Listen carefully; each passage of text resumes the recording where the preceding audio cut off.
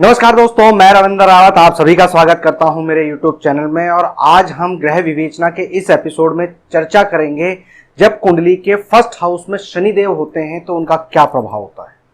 शनिदेव को first house में नीच का माना गया है। ये सूर्य के और मंगल के घर में यहां पर माने जाएंगे। इनको तख्त पे बैठा हुआ जज मानकर चलेंगे। ये कैसा अपना प्रभाव देंगे?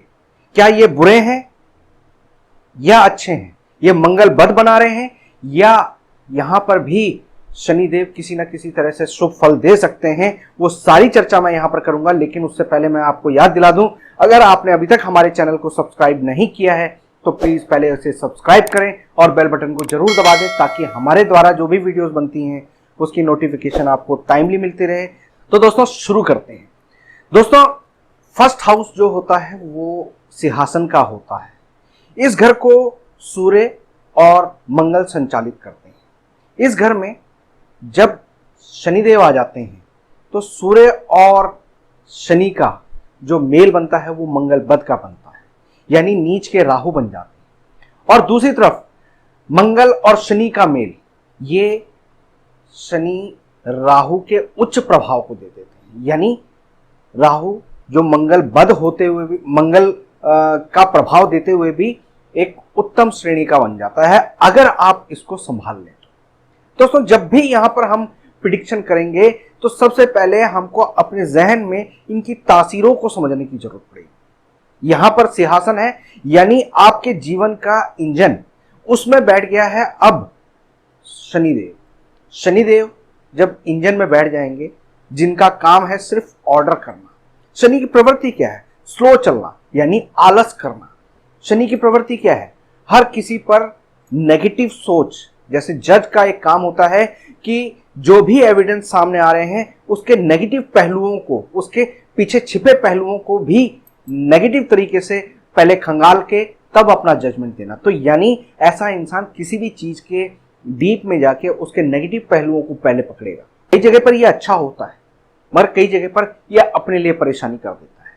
तो दोस्तों, यहां पर जब शनिदेव होंगे तो सूर्य और शनि का मेल, यानी शुक्र के लिए परेशानी। जब भी सूर्य जो पिता है और शनि जो पुत्र है, इन दोनों का आपस में जब भी झगड़ा होगा तो स्त्री पीड़ित होती है, यानी शुक्र पीड़ित होता है। इन दोनों के योग से जो आपके जीवन का भोग है आप उसको पूर्ण रूप से नहीं उठा पाएंगे। दूसरी बात कि जब मंगल और शनि मिलते हैं तो उच्च के राहु बन जाते हैं। यानी ऐसा इंसान अगर किसी चीज में जुझारू रूप से लग जाए, पॉजिटिव तरीके से लग जाए, तो ऐसा इंसान जुनूनी हो जाता है। किसी भी चीज की सनक उसको अगर लग जाती है तो वो सारी चीजों को पीछे छोड़ देती है। इन लोगों को सिर्फ अपने आलस को कंट्रोल करना चाहिए। यहां पर 3 गुना फल बताया गया है, या 3 गुना अशुभ फल या 3 गुना शुभ फल। वो इसलिए बताया गया है क्योंकि यहां पर शनि का एक इंडिविजुअल अपना प्रभाव रहेगा, एक राहु से जो राहु बने हैं, यानी मंगल और शनि के योग से जो राहु बने हैं वो फल मिलेगा, और एक सूर्य और शनि मिलकर जो राहु बन रहे हैं वो फल मिलेगा। यानी राहु एक नेगेटिव, एक पॉजिटिव और खुद शनि। अगर यहां पर ये अच्छा देने पे आए तो आपको किसी चीज की जरूरत नहीं पड़ेगी। आप ऐसे एडमिनिस्ट्रेशन में चले जाएंगे जहां पर लोग आपको फॉलो करेंगे और आपके डिसिप्लिन, आपके रुतबे और आपकी बॉडी लैंग्वेज के सब कायल होंगे। लेकिन दूसरी तरफ यहां पर परसेंटेज इस चीज की ज्यादा है कि अगर 25% ये फायदेमंद है तो 75% ये नेगेटिव हो सकता है अगर आप आलस करते हैं। अगर यहां पर आपने आलस को अपना लिया तो राहु के जो डबल रूप हैं वो नेगेटिव सेंस में आपको इफेक्ट करेंगे। दोस्तों, आप हमारी एक वीडियो है मंगल और शनि के ऊपर, उसमें मैंने व्याख्यान किया हुआ है कि ये उस सर्जन की तरह है, उस डाकू की तरह है जिनका काम है चीरफाड़ करना। अब ये दोनों ही अगर दया में आ जाएं तो ये अपने प्रोफेशन को नहीं निभा पाएंगे। उसकी जो धर्म है, उस प्रोफेशन का धर्म है, चाहे वो बुरा है या अच्छा है, उस धर्म को नहीं निभा पाएंगे। यानी ऐसा इंसान अगर प्रैक्टिकल नहीं रहा अपनी लाइफ में, अपनी चीजों को सही से उसने अपने बारे में सोचकर नहीं चला तो उसको नेगेटिव फल मिलेगा। शनि को जब भी कोई कंट्रोल करता है तो वो है बुध। यानी अगर आपको अपनी कलम, यानी जो जज की कलम है, जज का पोस्ट है वो शनि है, और उसमें जो शाही है वो बुध है, जो आपका गवाह है वो बुध है, जो एविडेंस है वो बुध है। यानी आपका जजमेंट सारा कुछ बुध पर आधारित है, यानी बुध को आपके ठीक होना चाहिए। अगर झूठी गवाही होगी, झूठे एविडेंस होंगे तो आपका फैसला गलत जाएगा। यानी आपको कुंडली में बुध को ठीक रखना है। यानी आपकी कुंडली में अगर बुध ठीक है तो आपका शनि पहले घर में हमेशा अच्छा फल देगा। उसकी निशानी इस तरह से होगी कि अगर आपके शनि यहां पर खराब अवस्था में है तो बुध की चीजें, यानी दांत, सबसे पहले हमारे शरीर में दांत आते हैं बुध की चीजें, तो जो फ्रंट के दांत होते हैं या तो वो टेढ़े मेढ़े होते हैं या टूट जाते हैं, उन पर चोट आ जाती है, उन पर कोई दिक्कत आ जाती है, वो लंबे होते हैं, यानी कहीं ना कहीं वो शनि वाला प्रभाव यहां पर दिखाई देगा। दूसरा, शनि खुद बाल है, यानी ऐसे इंसान के शरीर पर बाल अधिक होंगे, और ज्यादा बाल होने का मतलब है शनि की एक्टिवनेस ज्यादा है और वो आलस के शिकार हो जाएगा इंसान। उस इंसान के अंदर अब जुझारूपन नहीं होगा, वो नेगेटिव सेंस में ज्यादा चलेगा। जैसे एक रीछ होता है या एक राक्षस होता है, उसके शरीर पर बाल ज्यादा होते हैं तो उसके अंदर प्रवृत्तियां भी उस तरह की हो जाती हैं। तो वो मानव बुद्धि वाला ना होकर वो जानवर वाली बुद्धि उसके अंदर आने शुरू हो जाएगी। यहां पर मैं ये नहीं कह रहा हूं कि आप जानवर होंगे, मैं ये कह रहा हूं कि अगर ऐसे आपके शरीर पर बाल अधिक हैं तो आपको जीवन में संघर्ष अधिक करना पड़ेगा। शनि जब लगन में होते हैं तो यहां पर कहा गया है कि इसकी नीचता और शुभता को देखना है तो आपके जन्म से पहले आपके माता पिता के हालात कैसे थे, आपके पिता, क्योंकि सूर्य यहां पर पिता है, तो पिता के हालात कैसे थे, पहले उनके खराब थे और आपके जन्म के बाद बेहतर होने शुरू हो गए, तो शनि यहां पर पॉजिटिव असर दे रहे हैं। और पहले अच्छे थे और आपके जन्म के बाद वो खराब हो रहे हैं, उनकी हालत खराब होगी, उनकी सेहत खराब होगी, उनका काम धंधा बंद हो गया, तो यहां पर शनि नेगेटिव असर दे रहे हैं। तो यहां पर शनि का इलाज करना पड़ेगा। यहां पर शनि जब भी आपको नेगेटिव असर दे रहे होंगे तो आपके अंदर आलस भरपूर मात्रा में होगी, नेगेटिव थॉट्स भरपूर मात्रा में होंगे, आपको डिप्रेशन की स्थिति आएगी, आप अपने सामने किसी को नहीं मानेंगे, जिद्दी और अड़ियल स्वभाव हो जाएगा, ये आपकी प्रवृत्ति होगी। लेकिन अगर आपके शरीर पे बाल कम है या आपका ये शनि पॉजिटिव असर दे रहा है, वो बुध की हालत पर है, तो अगर आपके बुध ठीक हैं तो आपके शनि यहां पर आपको राजा बना देंगे। आप प्रॉपर्टियों से, जमीन जायदादों से या जो शनि के कार्य हैं उनसे बहुत लाभ कमाते हैं।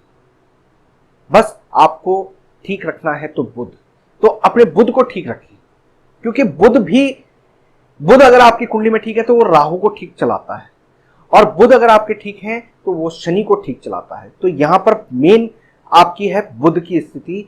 जिनके भी लगन में शनि बैठे हुए हैं, वो अगर उनकी बहनें हैं, बुआएं हैं, मासी हैं, तो उनकी जितनी वो सेवा करें, उनके साथ जितने अच्छे संबंध रखें या अपनी कमाई में से उनको कुछ हिस्सा देते रहें, तो उनको हमेशा फायदा मिलेगा।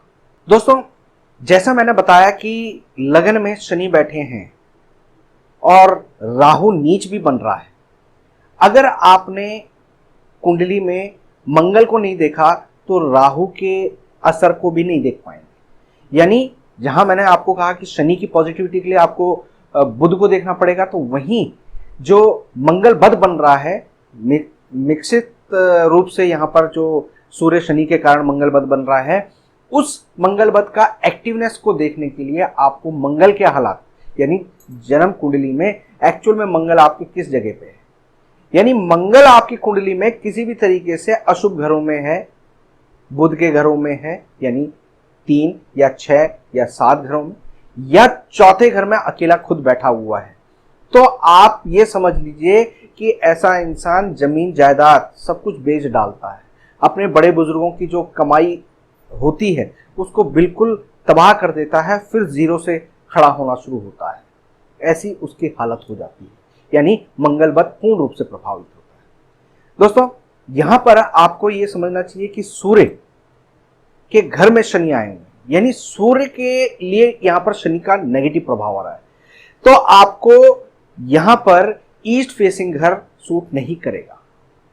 इसी प्रकार से आप मंगल बद यहां पर देख रहे हैं तो साउथ फेसिंग घर यानी मंगल का दिशा भी इनके लिए सूट नहीं करेगी। इसलिए फर्स्ट हाउस में जिसके शनि बैठे हों उसको ना तो साउथ के घर में रहना चाहिए ना ईस्ट के घर में रहना चाहिए। यहां पर मंगल बद बनता है, इसलिए ऐसे इंसान को इन चीजों का खास तौर पर ध्यान रखना चाहिए।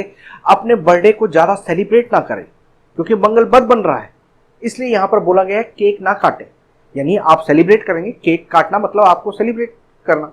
आप पुराने टाइम में देखते होंगे कि जन्मदिन किस तरह से मनाया जाता था, ग्रहों के पूजन करवाया जाता था, शांति करवाई जाती थी।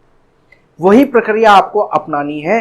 जब आप सूर्य के पुराने नियमों को अपना कर चलेंगे तो शनि का प्रभाव कम रहेगा। दोस्तों, जब भी लगन में शनि बैठे हों तो आपको काले रंग का परहेज करना चाहिए। अगर आपको सामाजिक परेशानी आ रही है, हेल्थ की प्रॉब्लम आ रही है, तो आप बरगद के पेड़ पर कच्चा मीठा दूध चढ़ाएं, गीली मिट्टी को माथे और नाभि पे लगाएं।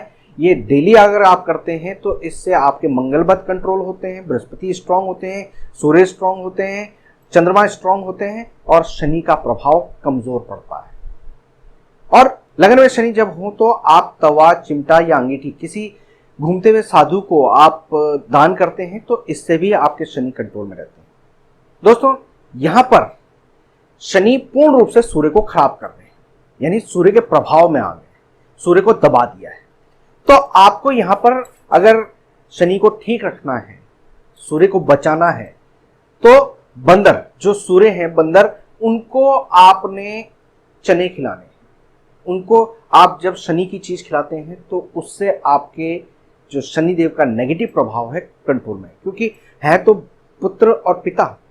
तो जब आप पिता को शनि की चीजें यानी पुत्र की चीजें खिलाते हैं तो उससे वो पुत्र की जो नेगेटिविटी है वो शांत होती है, कंट्रोल में आती है। दोस्तों, शनि जब लगन में होते हैं तो ऐसे इंसान को हम लोग जज मानकर चलते हैं। तो इन लोगों के साथ बहस ना करें। इन लोगों को हमेशा कोशिश करनी चाहिए कि ऐसे कमरे में रखें जहां पर वेंटिलेशन पूरा हो, सन रेजेस पूरी आए। अगर ये लोग गुप्त कमरे में रहेंगे तो इनका शनि नेगेटिव सेंस में एक्टिव रहेगा और वो इनके लिए नुकसानदायक होता है। तो दोस्तों, उम्मीद करता हूं कि शनि फर्स्ट हाउस के बारे में आपको नई जानकारियां कुछ मिली होंगी। अगर किसी भी तरह का कोई सवाल हो, डाउट हो तो हमें कमेंट बॉक्स में लिखिएगा। अगर ये वीडियो पसंद आई हो तो इसको ज़्यादा से ज़्यादा लाइक और शेयर करिएगा। फिलहाल मैं अपनी वाणी को विराम देता हूँ। नमस्कार।